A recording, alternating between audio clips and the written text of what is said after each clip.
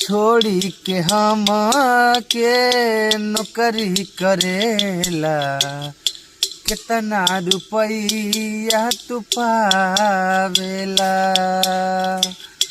छोड़ी के हम के नौकरी करेला, कितना रुपया तू पावेला। हे सैया जी हे राजा जी, हे सैया जी हे राजा जी, याद बहुत तू आवेला। छोड़ी के हम के नौकरी करेला, कितना रुपया तू पावेला।